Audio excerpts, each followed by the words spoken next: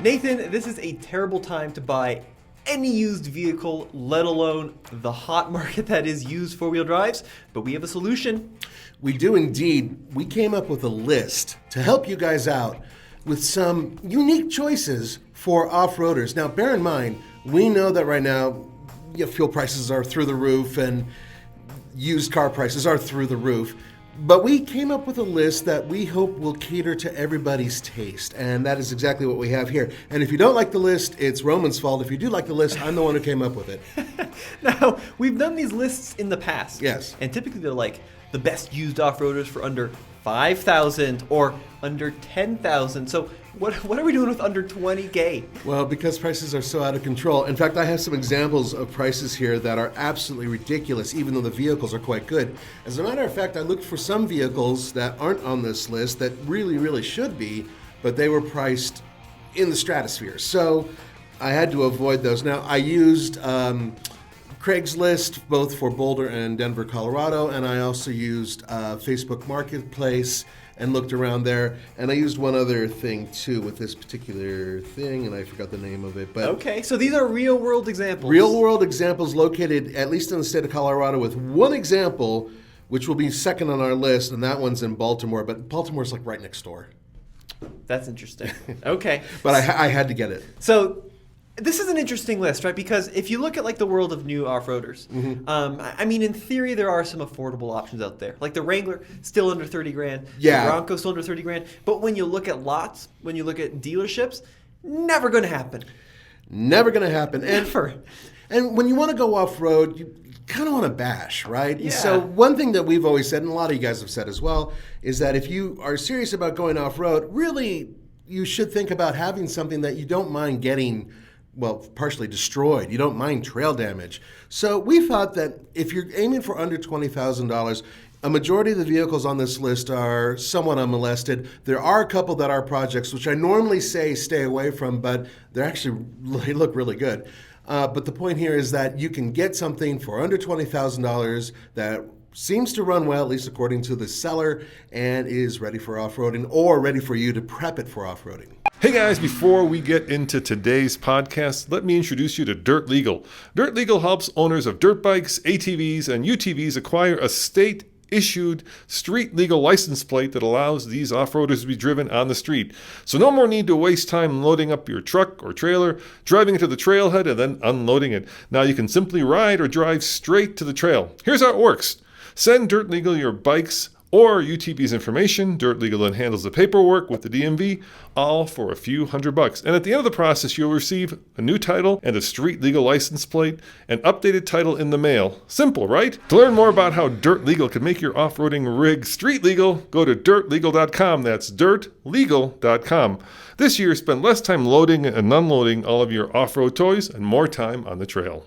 Yeah, and I think that this is going to be a fun one too because I mean, these are vehicles that in theory you could daily drive every now and then, right? If you needed to take a road trip or tow your boat or whatever. Now, I haven't seen the list, so Nathan's kind of surprising me here with some of the options. So what is the number, 10 vehicle? Yep, starting from the top. And most of these are not exactly in order, in a particular order, but I do have a bonus at the end. But the first one is the two-door 1999 Chevrolet Tahoe Sport Z71. Guys, this thing was awesome. It didn't exist for very long. And essentially think of it as a shrunken down Suburban in terms of its overall design. It looked just like one when you're looking at the front of it or the back of it, but it had a much shorter wheelbase, I think by 3 feet and change. I don't think I've ever seen this vehicle. So it's a GMT 400 General Motors truck. They're like the really square ones, but it's just got 2 doors. Yeah. And this one you found 15 grand. Yeah. And it has the Z71 package, which means the G80 in the back, and it means a beefier suspension, and it has extremely low miles for 99. 118,000 miles. That is well under. Now, that's if this guy is telling the truth.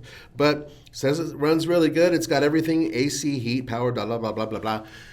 The thing about these trucks, and Tommy can attest to this because he bought one. Oh, I love them. I love them. They're great. With the exception of a door, it is a solid vehicle. And there's going to be a series called Go Big, which is part of our No Payment Needed series. This one, we get big-ass SUVs, and we take them off-road, and we build basically make them into overlanders. Yeah. On a budget. Let's talk about these for a sec. 1990s, General Motors, switched away from the old school square body trucks, right, and started building the Suburban, the Tahoe, the newer generation. Still very squared off. Yeah. But this is like genuinely one of my all-time favorite vehicles because you get the old world charm of the small block 350 Chevy. Right. You get kind of the old school styling and the basic construction. But then in some cases you get airbags and real AC and power windows and cruise control and all the stuff that you'd like. Yeah. And a great ride. Great ride. Yeah. Issues with them, like you said, the doors suck. The doors they sag, and then you got to replace the little hinges.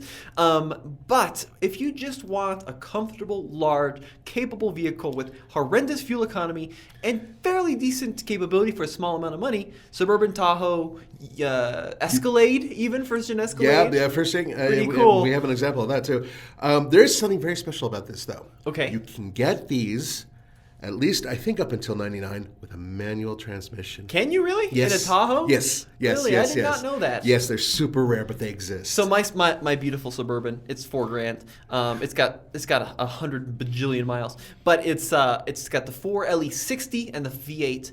And I don't understand why can't we as a society make a seat or a ride quality as good as 1990s General Motors? Yeah, well, it's not just General Motors. Look at that old Jeep that I have that you had. That's true. That had a great ride. Fantastic ride. It's as if people are saying, well, I want to make sure it can go around Nürburgring in at least in 9 minutes or something like that. And because of that, rides have been absolutely destroyed on vehicles. I truly believe that a squishy ride for some people is optimum, especially for your father. I want to go on to the next one, which is also another GM product, but it's very special. And I was looking for one, and I couldn't find one in the state of Colorado for under 20 grand, but I did find this one. Are you ready, Tommy? Yeah, what is it? This is a 2008 Chevy Express 2500, but it is optimized by a company called Quigley. Okay. Now, Quigley, for those of you who don't know, is an off-road shop. It's also a really good movie if you talk about the Down Under thing. I love that movie. But Quigley, they set up 4x4 systems that are, I think, some of the best out there for vans. And they do it on almost every type of van out there, including Chevy Expresses. Now, 2008 Chevy Express has a 6-liter V8, one of the more reliable V8s out there, I should say. And it is a proper 4x4. It has lockers, and this one is for sale in Baltimore, and for $19,500. Nathan, you've put a van on our list. Yes, because people want to overland, and van life is the way to go, bro. Do they want to overland? Yeah. Okay. All right. Yeah. So and vans are really capable off-road if you do it right. So this is not like a Sprinter, right? Sprinters are tall and very narrow-ish. No. And they're like, they're huge. This is an Express van. Yep. Which is, well, it's a plumber's van, let's be honest. But it's got the 6-liter V8. Yeah. And a 4-wheel drive conversion. Yes. That's interesting. And it's a really beefy 4x4 system. That is a solid axle up front, and it is something that is very capable in most terrain. Plus, it doesn't have the really high roof. It's a somewhat lower center of gravity, and people don't realize this about vans. But unlike a pickup truck where the engine, or an SUV where the engine's way ahead of you, you're sitting almost on top of the engine in many cases. And that makes a very different type of quality off-road. Some people find it a little unnerving, but you'd be surprised how much lower the center of gravity is, even though the van sits high. So it is an interesting off-road potential vehicle, and I have taken Quigley products off-road with some of the earlier stuff I did as a journalist. So they did the Econo line. Yes. Right? Yeah. Similar kind of deal, right? Yeah. So it's like a white van, and then they do a solid axle front conversion. Yeah. Now, I could be wrong about this, right? Please. Express van, I think introduced in 2003 or something. Don't they still build it? Yeah, Can you still buy a brand new I think you Express? have to only get them for fleet sales. Okay. You know what I mean? But you can. You're right. 2022 Yeah. Chevy Express. It's the last of all the old school vans. And a lot of those vans, people don't like them for various safety issues. Some of them are terribly unsafe. But Chevy still sells these things. They are proper airport shuttles. They There's chassis cab versions of them that are perfectly good for school buses and whatnot.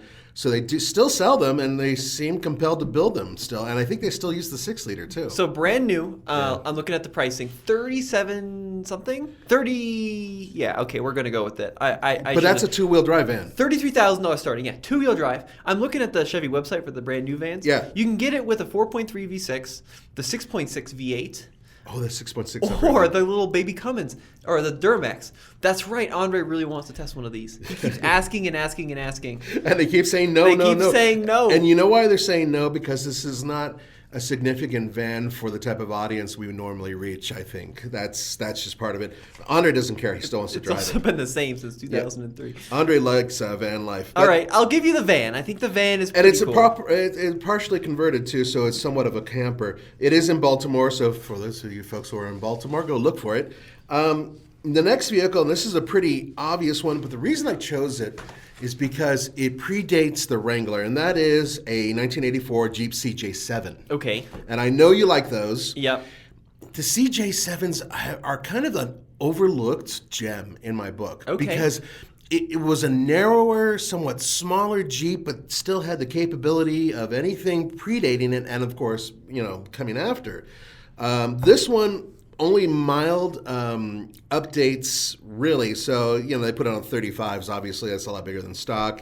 But this one has new seats, new custom dash, 2 new tops from Best Top, 2 sets of doors, and a new Duraback paint. Durabake, or is it Duraback? I think it's that baked on stuff. It's kind of bed liner. Yeah, it's basically bed liner. No rust, new weather stripping. $14,750. Drives great. New almost everything throughout. Now, one of the reasons why I really dig this vehicle is because right out of the box you have just a decent driver that you can take off-road whenever you want. And it just looks like a solid little truck. So this is an interesting one. Now, a few years ago, this would have been like a $6,000 Jeep. Yeah, exactly. And welcome to 2022, where it's now a $14,000 Jeep. Yeah, I think it's about $2,000 too much at least. Well, I'm curious. So, Ford Broncos exploded in value, right? For a while, they were $10,000, and then overnight they became $60,000. The old ones. Yep. Scouts kind of did the same thing, maybe not to the same extent. FJ40 Toyotas. Yes. Oh my God, those are through the roof. CJ7s though are still kind of like the last affordable. If you go to the CJ5, if you go to Willys or all that stuff, their prices are increasing. But the CJ7 seems to be kind of under the radar. And I think they're really good vehicles, overlooked. Yeah, okay, they roll kind of easily if you don't know what you're doing. But nonetheless, I think they're a really just solid off-roader. Remember, this is about 4x4s. Why not a YJ Wrangler? Well, the reason why is because we've been there, done that type thing, and there's plenty on the list that you could be, especially the 4-cylinder. You could find those all day long. Yeah. But I figured that this was a slightly better choice, especially because it looked so clean. So what you're saying is you don't like square headlights? I'm okay with it. When I was in high school, I dreamed about this. When I saw the Sahara, the first time the very first Sahara version came out, I desperately wanted it. I thought it was the coolest thing. But that was also, I was watching Magnum P.I. during those days. Were you a Jurassic Park? Yeah, growing up. Yeah. I mean, that was growing up. It was, It was. It was a great movie. I thought the Jeeps were kind of fun. Also, I thought the Ford. Whatchamacallit? What do they use? They use the Ford Explorer. Explorer. Yeah, the second movie. gen. Yeah, I think. It was perfectly good. Next on the list, though, is something that we have pictured right here. And that is a 1996 Toyota Land Cruiser. I know that you are well versed in Land Cruisers. Now, the one that's on this list is interesting. Then they say that it's never been taken off-road. However, they did replace the front bumper with a steel off-road bumper, and it does have some other new components. According to the owner, there's new tires in 2020, new paint, $6,000 in work to the engine and drive shafts, new front brakes, rear brakes were replaced last year, and the interior is in great condition with the exception of the driver's seat, which of course is typical. And according to the owner, they bought it back in '98 for their wife to drive the kids back and forth to school. So in other words, they're like little old lady type mentality, never taken off-road, never abused. and they want $20,000. 20 grand. Mm-hmm. How many miles? 252,000 miles. 250,000 miles on a vehicle. Now, we know that Toyotas really do make, especially their trucks, hold their value. And this is an example of something that could be a decent buy, but at the same time, crazy amount of miles. And I know you Toyota Land Cruiser fans are like, dude, you don't understand. If it's like a 200 or a 100 series, they can go 1,000,000 miles with 3 wheels or something like that. I get it. I totally get it. I like these because they're super, super solid and fairly simple. It's before the Land Cruiser got really complicated. You know what I mean? It was just predating some crazy stuff. So that's why I like it. I like the 80 The price series. is a little much. 20 grand. I mean, it's not unheard of. Mm-hmm. Now, this was the very last of the solid axle Land Cruisers. Exactly. And people like these because they could get with triple locker, so they had a 3-locker version. And I think they're cool. They're slow as balls. Yeah, because you have the 6 cylinders before the 8-cylinder, the advent of it, and it was really slow. But cool vehicles. They also rust.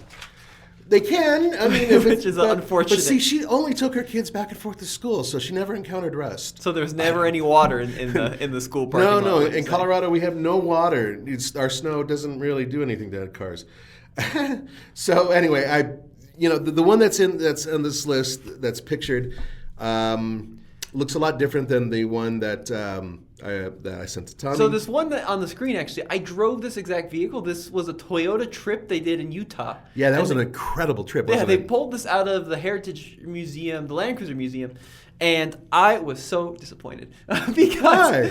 Well, because I really loved 80 series growing up. I thought they were cool looking. Like you said, they'll go 1,000,000 freaking miles. But this was an early one, and the early ones had a different engine than some of the later ones. Oh, that's right. They did switch it. It was a bigger. They switched it to a much more it was powerful engine. They went from straight 6 to different straight 6. Mm-hmm. But and then they went from FJ80 to FZJ80. But these FJ80s, they're so slow. They're just so slow. I talked to some folks in Colorado that own them. They love them. They last forever. But we've got this like infamous stretch from Denver up to the high country up I-70, Interstate 70, and they just won't do 65, 70. You're in the slow lane almost the entire time. Yeah. But they are freaking cool vehicles. I know. I heard of a guy who took one of those and got a little 4-cylinder diesel and put it in there and absolutely adores it. They have imports too. Some of the imports I see. Yeah. And then there's a company too, which I don't know if Slee's still doing it, but people will swap in the 4.7 V8 yes. out of the next gen. Which is supposed to fit like a glove. Which is a good idea. I think it's a really good idea. Living up here, it's a really good idea. Now, I wanted to go into one of something that I really do hope one day we do buy at the studio. Okay. All right. 2012 Nissan Xterra Pro 4X. Oh, okay. The Xterra is such an unloved but wonderful off-road vehicle. And unfortunately, the guys who are selling this one have been smoking something crazy because they want $19,900 for a vehicle that has almost 121,000 miles on it. Now, granted, that is relatively low miles for a vehicle built in 2012. Okay, fair enough. But that is almost double the value of what this vehicle is. I would say You think so? Yeah, I'd say 12,000 tops because it's the Pro 4X version. The cool part about the Pro 4X is that it had a electrically locking rear diff. You just hit a button, and they worked a treat. They always worked really well. This version is extremely clean. It has the 4-liter, which is a bulletproof V6. It is a strong, great off-roader. There is some pretty good aftermarket, how do I put it? It's a decent size aftermarket world for the Pro 4X version of the Nissan Xterra. But even if you buy a base model Xterra, right, without any of the goodies in it, you could still beef one of those up and make him really capable off-road. I actually have some friends and a dude I love my ride with a guy who brought in a Nissan Xterra that was remarkable. Yeah, it's so funny that like if you look at like FJ Cruiser prices, 40. Oh God, crazy 45, amounts. and right. These are 15, 18, right, 20. right, about half. I and would they're say. just as good. They really are. They fantastic. really are just as good, and not as complicated either, as far as I'm concerned. Just a basic standard SUV. Whereas in the FJ, as cool as it is really hard to see out of, like impossible to see out of. And frankly speaking, is overpriced in every conceivable way. The Xterra is not as cool or as unique, but the Xterra is as, if not more capable. In fact, I think that other than perhaps its breakover angle, most of the other numbers on the Xterra Pro 4X are better. It's just a good, solid SUV. 19 is too much. I would talk them down a lot, but I would say for 15, I would line up and buy this thing all day long, right now in today's economy. The Pro 4Xs have these off-road lights on the roof. I love it. Remember the factory installed ones? Yeah, and I came right from the factory that way. Totally. Yeah. I actually thought about getting something like that and slamming it onto my Pathfinder when I had it because it would fit, but it would look weird. What about the manual? Would you get the manual? Yes, they had a 6-speed manual, and it was... If you have an option with older Nissan trucks to get the manual over the automatic, automatics had a couple little glitches with them.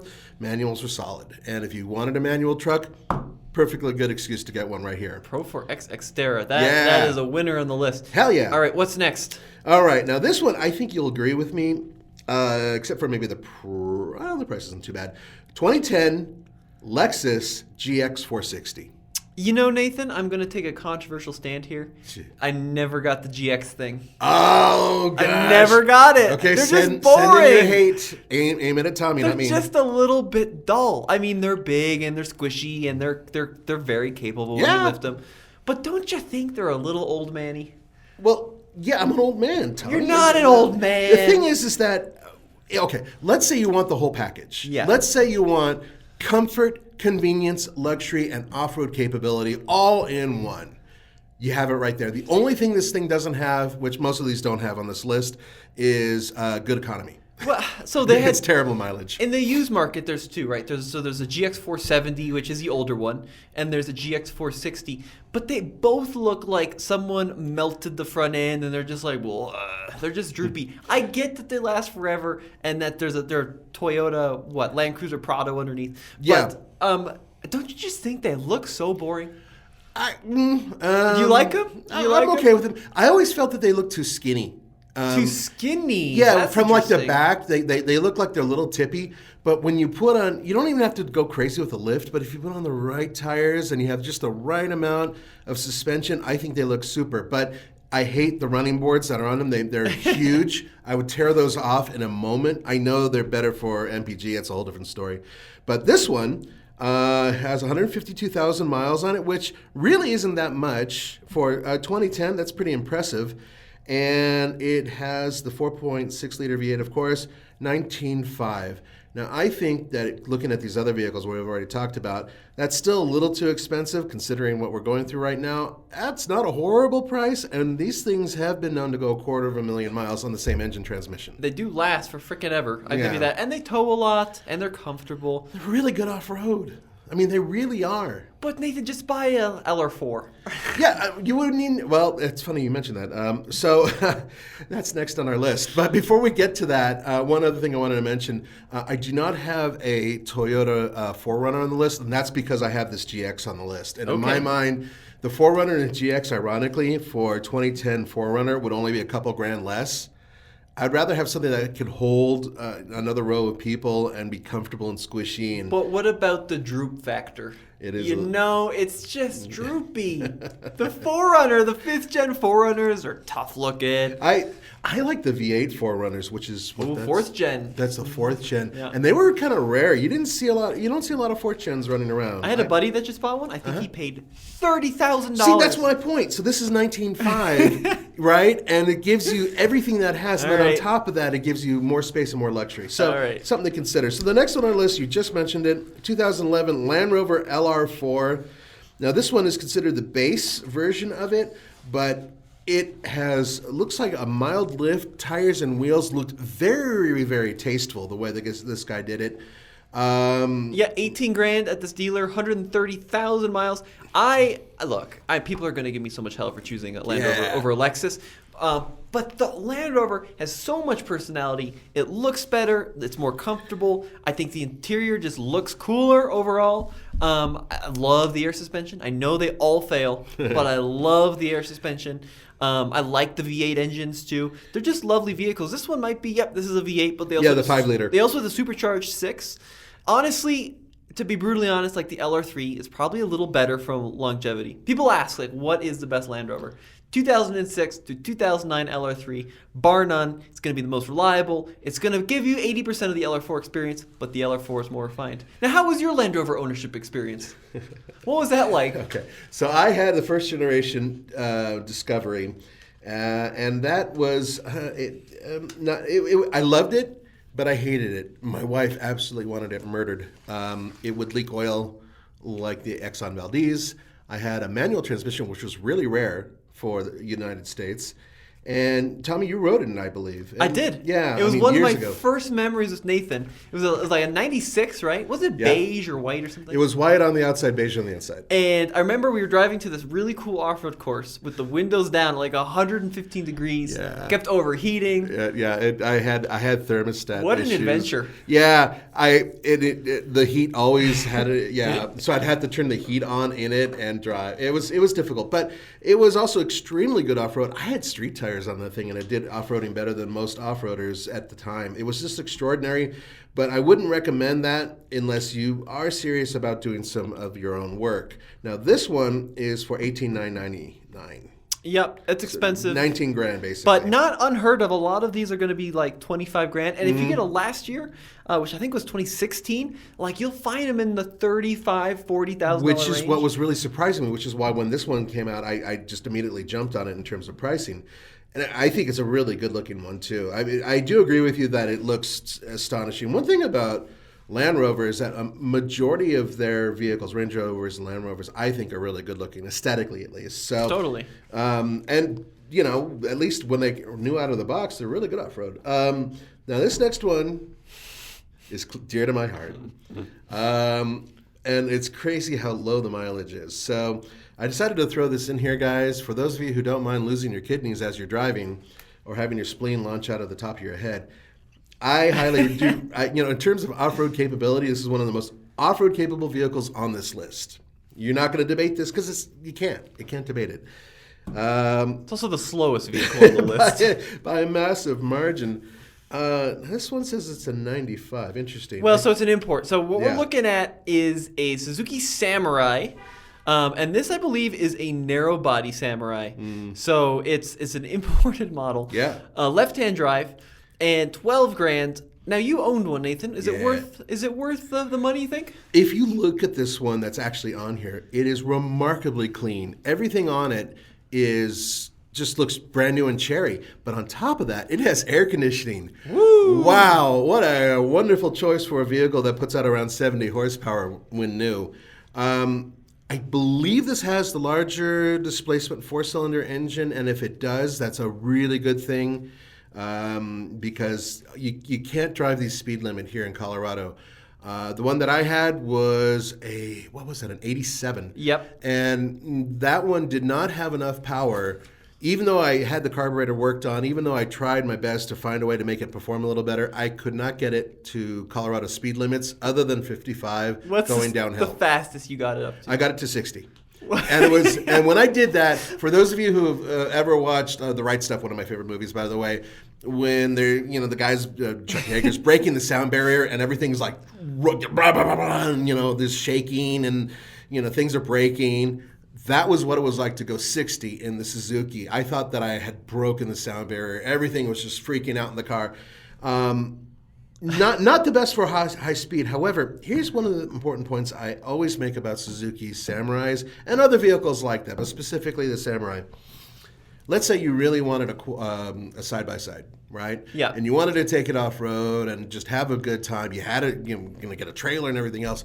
You're going to be set back for a new one, 30, even 40 grand for some of these new ones. They're stupidly expensive. Or you could get yourself a very nice used Suzuki Samurai. And a chiropractor. Yeah. There are ways to soften the ride, by the way. I just never got around to doing them. And you can take this anywhere in the country. Legally, you could drive it on the streets, but more importantly, you could take it and off-road and follow anybody, anywhere, with any type of off-roader, with the exception of maybe a motorcycle. So you could follow anybody because they are that capable. It is a beaut. You did find a very nice Samurai. It's a very pretty one, isn't it? I love the Samurai. I am totally on board with this. But you do have to manage your expectations. Like you said, I do like the street legal side-by-side kind of idea. Because if you go in it expecting even like an old Wrangler, like it's too slow, it's too small, it's not it's not something you really want to drive on the street. There's one thing before we move on, one interesting point for those of you who are curious. The dimensions on the old Samurai that was here in the United States is almost identical to the original Willys Jeep. Oh, yeah, very cool. Almost everything is like within a fraction of an inch of each other. So it's a very interesting little thing for those of you who are curious about that. So I think yours was $2,500. It wasn't $12,000, and it was a little rusty. It had some serious rust. It was a little rusty here and there. Was that reliable though? I had to. Did you put those big tires on it and it slowed it down? Oh yeah, it slowed it down. Yeah, but it helped it off road and actually made the ride a little bit better. It's a give and take. I learned a lot owning that. I also learned that my wife, when she said 1 year, she meant 1 year. Oh, you really? could have this and play with it. She wanted that thing gone? Oh, she couldn't stand it in our driveway. And I was trying to teach my daughter how to drive stick with it, which it would have been awesome. And I was like, oh, you cannot drive. It's the most unsafe. She found those old Consumer Reports stories about it flipping over when people sneeze on it. Yeah. And she never saw the other stories where Consumer Reports was taken to court. And there's a lot of BS on those stories, but that's a whole different, that's a different podcast. The next one is the only pickup truck on this list, but I had to add it for a specific reason. Okay, what is it? It is a 2007 Dodge Ram 2500 SLT quad cab 4-wheel drive with a Cummins. And this one, which has 250,000 miles on it, is for $16,995. Now, the reason I chose it, this one was lifted, and I believe it has a rear locker, and it is really, really beefy. And I thought to myself, I love power wagons. Okay. And I can't find a power wagon for under $20K. I can't find one for under $30K. But if you really were desperate for an off-road, heavy-duty, mean pickup truck, this is a really good start. This thing, if it's in decent shape, which they say it is, it's got a lot of miles, but it is a diesel, it's entirely possible that you could take something like this and turn it into an absolute beast off-road. So I was kind of dreaming when I looked at this one, but I gotta say, guys, if you're serious about going off-road, one problem with diesels is they're very heavy, and that can be a real issue going off-road. But if you wanted to tow something and take it off-road, and then if you had to go and actually retrieve it, which we do often, having something like this could be a hell of a good choice. So let's talk about it for a sec. So this is an older Ram. I mean, these had terrible interiors. If you wanted like a quality interior, these, what is it, a 3rd-gen Ram is not going to be the truck for you. But it does have an amazing engine. Yes. And you can get these with, don't forget, the manual transmission, which is the way to do it. Yes, you can. And the older ones, you could get a V10. Those are also available. I'm not saying that would be my choice necessarily. I really do like the this setup and the potential for it because I've been towing recently. Yeah, that's an interesting equation, right? This is one of the only vehicles on our list which will be happy towing a large trailer. That is correct. And I feel that for those of you out there who are serious about off-roading and you want to tow, this would be a really good choice. And the price is actually fairly reasonable. $16,995. But it's 250,000 miles. You could get the Power Wagon in this era of truck. Is that not true? I think they did make the Power Wagon in the 3rd gen. Yes, they did. Pretty rare, though. Yes, and also impossible to find for under 20K. Yeah. If it says Power Wagon on it, you're not going to find it for cheap. That's for sure. And it's a shame because it's one of my favorite trucks. I will say, though, the whole off-roading HD truck thing, it's a bold... You have to really have a lot of space to off-road an HD truck. And the ride is typically going to be it's going to be dreadful. Shortcoming. Yeah, well, because they're beefed up in order to hold, over 2,000 pounds usually in the bed or something like that. And if you ride a modern Power Wagon, their load capacity is very, very low for a heavy-duty truck. And the reason why, off-road suspension. And so it's a bit of a trade-off. The Tremor, the Ford Tremor, which you can get at 2,500 and whatnot, that one has a very stiff ride because they wanted a higher payload capacity, and they were able to do it. Also, it could tow more. But I wanted to talk about the next vehicle because you mentioned Bronco. Well, yeah, I'm looking at it. So it's Look at that. 302 equipped Bronco, 1990. So it's like a brick nose. But someone has built this out to be like a desert runner. Exactly. And as I said before, I usually shy away from people who have modified trucks, but this looks really clean. And it might 15 grand though for an old Bronco. Yeah, but look at some of the other prices. I found Broncos going for 25 for the same year and higher. Especially if they're white ones, because the whole OJ thing, I guess. Who knows? But this one, it's got BFG 35 KM3s, 35s. It's got 13,000 pound winch. Yep, it's got a lot. Yeah, I'm reading about it right now. 302 V8. Have you ever driven one of these old Broncos? Yes, Are they as a matter good? of fact, yeah. I mean, they're fairly mellow. One of the ones my friend had, we actually took the roof off of it, which is really hard to do, by the way. And they're perfectly good trucks. They came along at a really weird time because Ford was in the process of going through a lot of changes, and this vehicle just could not follow the changes. I even drove a Centurion. Have you ever heard of those? That was like the extended wheelbase one, right? Yeah, it was the four-door. It was essentially the predecessor to the Expedition. But it never really existed here in the States. Well, it did. But they have like a 6-door Excursion or something too? They did something ridiculous. Yeah, they did stuff like that. But the Centurion was something that was built from a small company. I think they were out east, and it was never part of a production plan for Ford. But anyway, I've driven them off road. They're really good, actually pretty good balance, right up there with the Tahoe that I talked about earlier. I think it looks great. Yeah. I love these Broncos, full size Broncos, right? Introduced in '78, and then they built them through the mid '90s.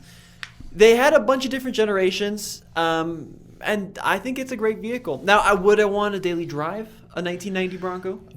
I found their handling to be really sloppy. Okay. But that was kind of part and parcel for anything that was around that time. They just didn't handle particularly well. The ride was pretty good.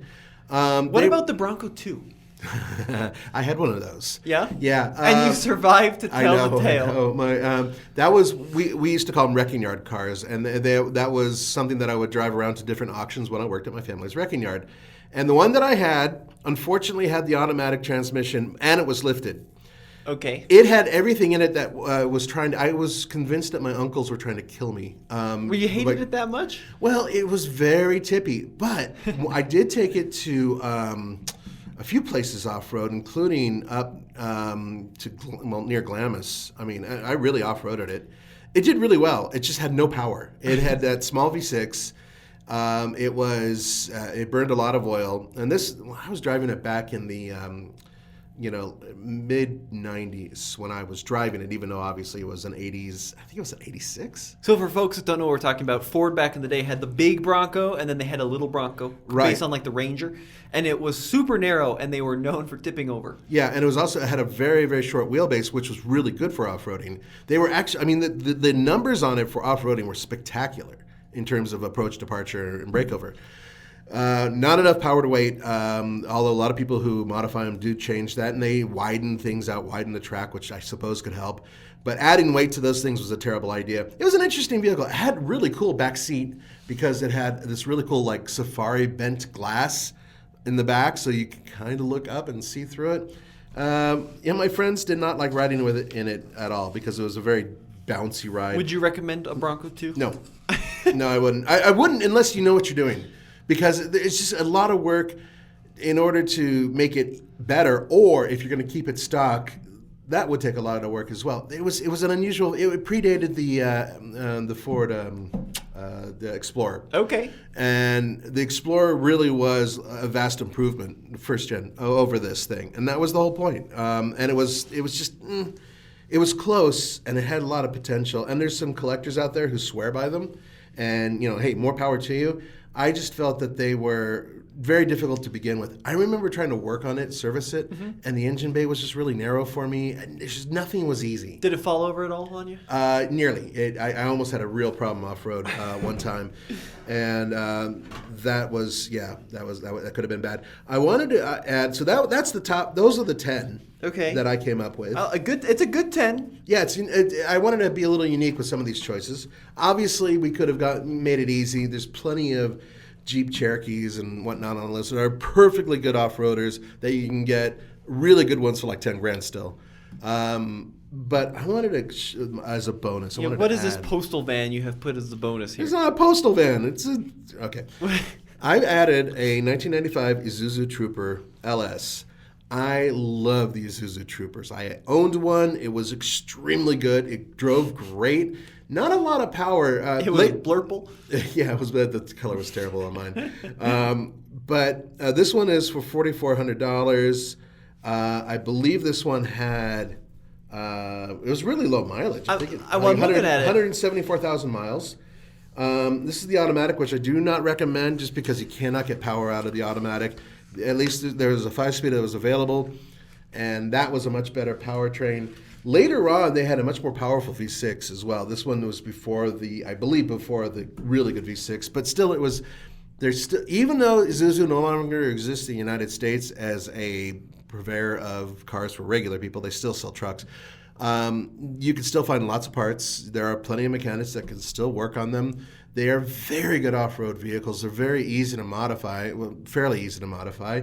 And there's plenty of others. I was actually looking for a Via Cross. Okay. But I couldn't find one for under 20 grand. So you went with the, what? I couldn't Hold up. You couldn't find a Via Cross for under 20 grand? Go ahead. You got your computer open now. You go ahead and turn shit. And within, the continental United States, I could not find one. Oh, my God. And the Via Cross essentially is, it's very similar to the Isuzu Amigo, which was a shortened version of the Rodeo. And the Via Cross was very, very capable off-road. It had a really unique look to it. It was an unusual cat, and there's actually clubs out there of these guys, and we see them when we go to Easter Jeep Safari. We'll probably see them when we go this year.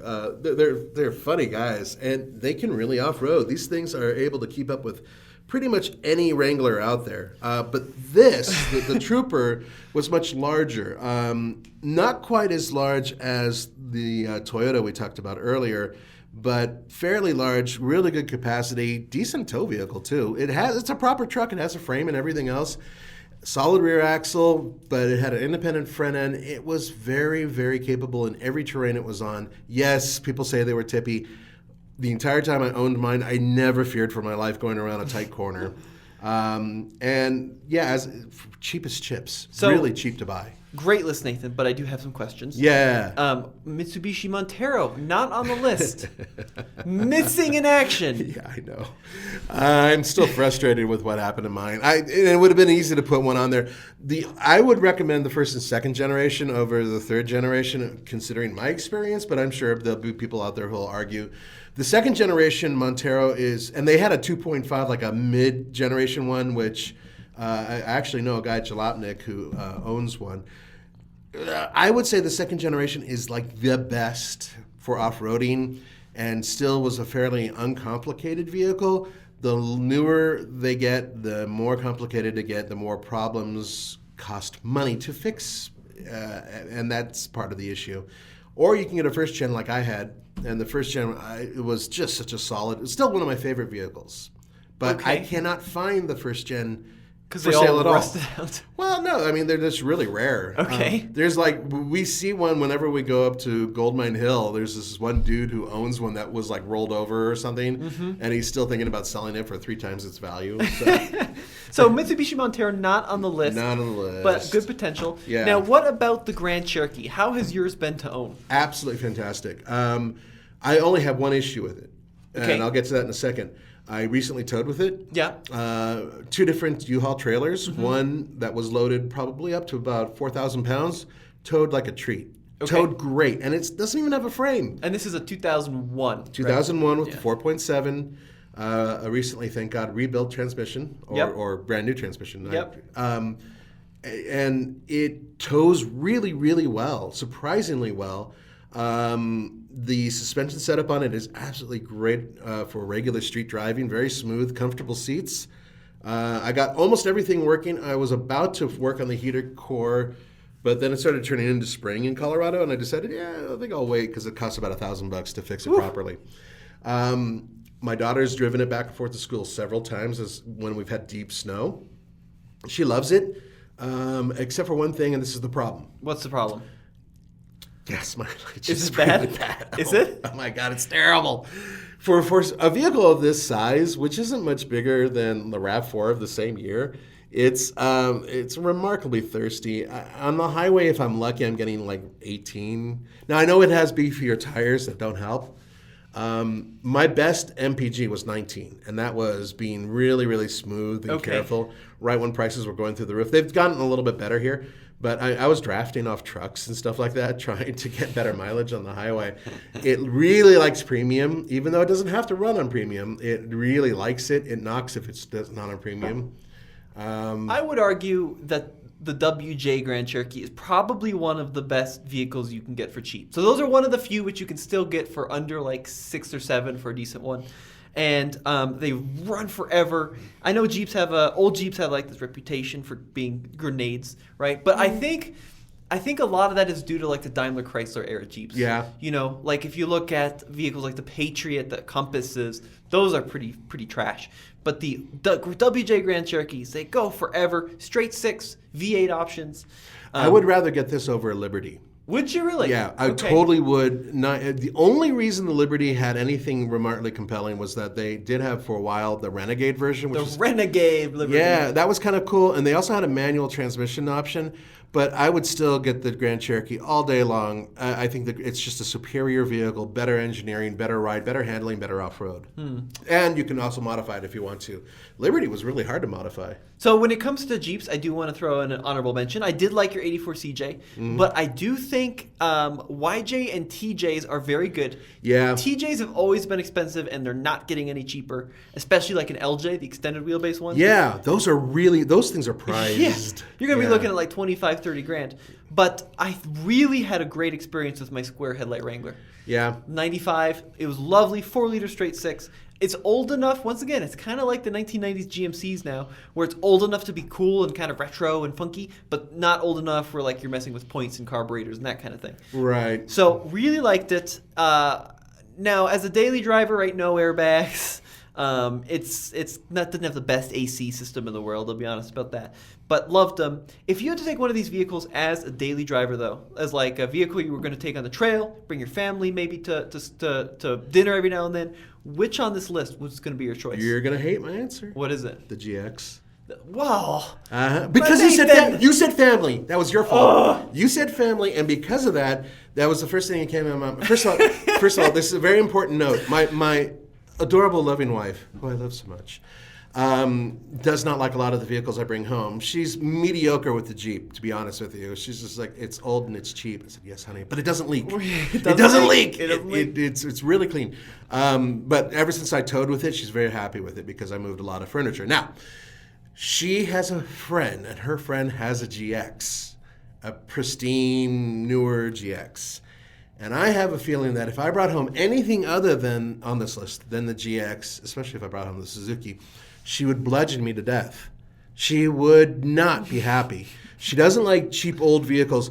You know when I brought home that Expedition? Yep. Excursion, the Excursion, just for one night. I pulled into the driveway. She stood at the door and she said, "You're not buying that from Roman." Because of my tendency to buy vehicles from work that are cheap and leak. So in this case, though, seriously, amongst all those vehicles, in terms of a daily driver that I had to haul the kids and the dogs and the cats and blah, blah, blah, I think the GX would be my choice. But because of that caveat. I know. I don't love the GX. I appreciate why it's on the list, and it is probably the best vehicle on the list. You know, the Toyota would probably be my second one. The 4Runner? No, yeah, the Land Cruiser. Oh, the Land Cruiser. Yeah. Oh, okay. So the 80 series Land Cruiser. That would be another one, but my issue with that is it can't tow or be driven up here in Colorado without wheezing horribly. And then I guess maybe that Tahoe. I really like that Tahoe. Those are really cool. So my number one choice is actually, I really like this one, the Xterra.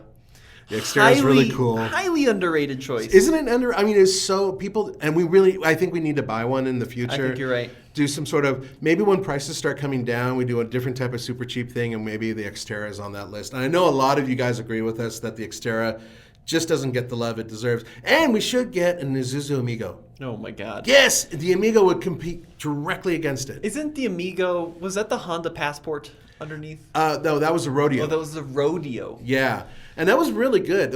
At the time that they came out, they were super powerful by comparison, and they were really capable off-road. Oh, the Amigo. It's like the little two-door thing. Yeah, a little convertible. God. Yeah, those are great. No, I love the Xterra. That was a great choice. Yeah. And it totally slipped my radar. I would even take like a third-gen Pathfinder. Yeah, third and fourth. You had one. Did you like it? It was extraordinary. It was a great vehicle. Pardon me. Actually, Pathfinders, up until they turned into station wagons, basically, were really good. First, second, third gens were great. It's interesting. There are people out there who are coveting and overpricing their Pathfinders that have the V8. Yes, that's right. I forgot about the V8. Yes, and those things are powerhouses. I mean, they're thirsty, but they're basically, you're taking an Armada and you're shrinking it down. And that's exactly what these were. And there aren't that many out there, and the guys that have them are asking ridiculous money for them. I miss I mine. like the I really Pathfinder. do. I miss my Pathfinder. I like the Xterra a little more because I just don't need the third row. Yeah, exactly. But Pathfinder is a great choice. So my number one is going to be the Xterra. Excuse me. Yeah. My number two is going to be the Tahoe Suburban. Yeah. The 1990. Isn't that cool? I love them. I like the one you found. You can get them for anywhere between like $1,000 to like $20,000. Yeah. And there's a bajillion of them, but for just a comfortable, easy to drive, cheap to fix, off-road choice. Oh, it's hard to beat GMT 400. Same thing with like the Silverado version and the Sierras. Very, very good. Other vehicles on the list, honorary mentions, Samurais. If you want like a side-by-side, love it. Ride's terrible. Yeah, right. Terrible. And then, I do agree the 80 Series Land Cruiser. Cool car. Love them. A little slow. And just the GX thing, man, I don't get it. Okay. They're boring. I said it. They're great cars, but Toyota engineered the excitement out of them. You know? I disagree. Once you get it off-road, especially if you just do some mild modifications, you can make these things incredible off-roaders, and they have a wonderful ride on the street. Yeah, they're not sports cars, and yeah, I would agree the aesthetics are a little, but I've seen some guys do some really cool upgrades. We had one who did a Dude, I Love My Ride, and he was based in Nevada, and it was a black one, and he made it awesome. All right. I'll take your word for it. Yeah. Well, let us know what you guys think in the comments section Please below. do. Which one is your favorite? And as always, we'll see you in the next video. Take care, guys.